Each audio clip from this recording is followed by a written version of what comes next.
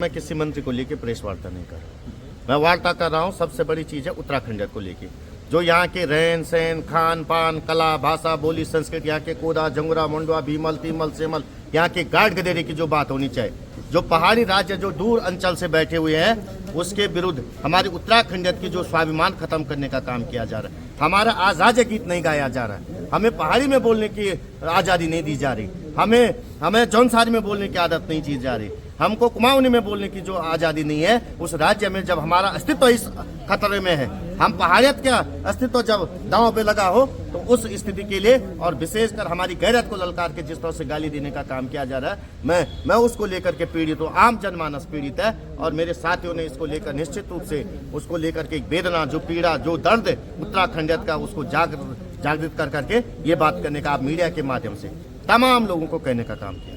लखपत बुडोला को पहाड़ को लेकर दर्द हो रहा है और विधायक जो पहाड़ के हैं उनको दर्द क्यों नहीं हो रहा है? यही तो मैंने आपसे कहा कि इस दर्द को लेकर कांग्रेस के तमाम साथियों ने प्रतिकार किया था। जो बातें कही गई थी वो प्रतिकार करने का काम किया, लेकिन मैं उनसे भी पूछना चाहता हूं कि चमोली, पौड़ी और टिहरी लोकसभा से 28 में से 25 विधायक भाजपा के हैं, उन्होंने उस गाली का प्रतिकार क्यों नहीं किया, क्यों मौन स्वीकृति दी? ये जनता को पूछना पड़ेगा। आज पूरे हिंदुस्तान के अंदर लोगों का स्वाभिमान जगा है, लोगों की नैतिकता जग, जिस तरह से राज्य आंदोलन के लिए लोग खड़े हुए थे, स्वस्फूर्त आए थे, उसी तरह से आज लोग अपने सांस्कृतिक धरोहर को बचाने के लिए, अपने नैतिकता को बचाने के लिए, अपनी पहाड़ियत को की अस्मिता को बचाने के लिए आगे आ रहे हैं। उसमें मैं तमाम साथियों, मीडिया के साथी हों, चाहे वो तमाम प्रकार के लोग जो प्रत्यक्ष अप्रत्यक्ष रूप से, जो सोशल मीडिया साइट से लेकर प्रिंट मीडिया साइट से लेकर नौजवान साथी, जो शिक्षित वर्ग, बुद्धि वर्ग और पत्रकार वर्ग, तमाम साथियों का मैं बहुत बहुत धन्यवाद देना चाहता हूं कि जो लोग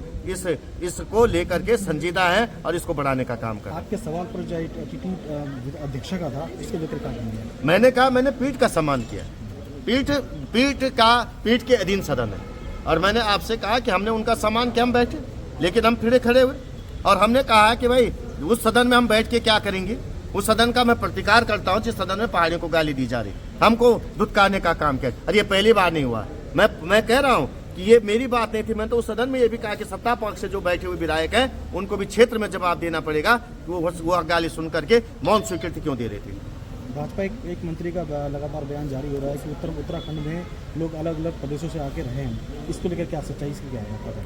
देखिए, कोई कहीं से आया उसका विरोध नहीं है, कोई रह रहा है। मैं आपसे कह रहा हूं कि हमें उसका प्रतिकार भी नहीं है, हम किसी के विरोध में नहीं। हम ये भी नहीं सहेंगे कि पहाड़ियों को गाली दी जाए, हमें यहाँ रहकर हमारे जमीन को दुत्कारा जाए, हमारे स्वाभिमान को ललकारा जाए। हमें इस बात की पीड़ा है और ये सहन नहीं होने वाला है। और ये जो पहाड़ी मैदानी की आप बात कर रहे हैं, ये हमने नहीं किया, सदन के अंदर उन्होंने किया जिन्होंने सदन को चलाने की जिनकी जवाबदेही थी। अब लखपत बुडोला क्या चाहते हैं?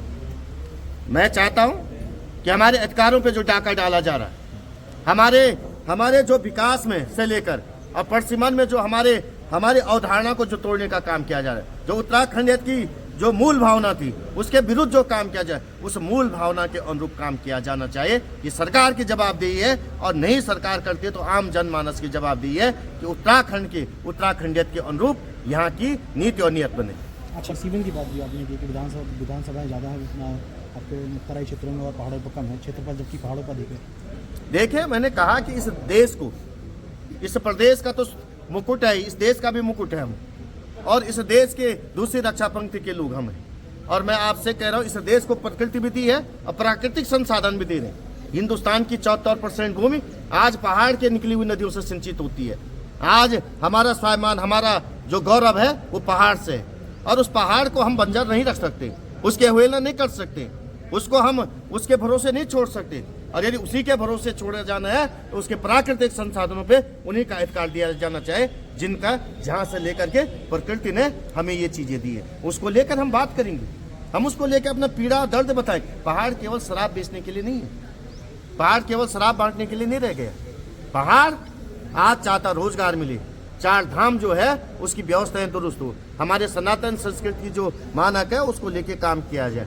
मैंने कहा है कि बद्रीनाथ की जनता का मैं धन्यवाद देना चाहता हूँ, जिस तरह से हमारे उत्तर भारत की इकलौते ज्योतिर्लिंग केदार बाबा को जिस तरह से दिल्ली शिफ्ट करने की बात कही जाती, उसका भी मैंने प्रतिकार किया था, मैंने उसका भी विरोध किया कि आज हमारे उत्तर भारत के इकलौते ज्योतिर्लिंग को तुम शिफ्ट करोगे तो हम किस ओर जा रहे हैं। हमारी पहचान को खत्म करने का काम किया जा रहा है, हमारी सनातन संस्कृति अध्यात्म को खत्म करने का काम किया जा रहा है। और मैं आपसे बता रहा हूँ कि इस जो हमारी प्राकृतिक जो हमारे जो सोर्स है, जो रिसोर्सेज हैं, उन पे जो डाका डाला जा रहा है, उसको लेकर के हम प्रतिकार करेंगे और करते रहेंगे। ठीक।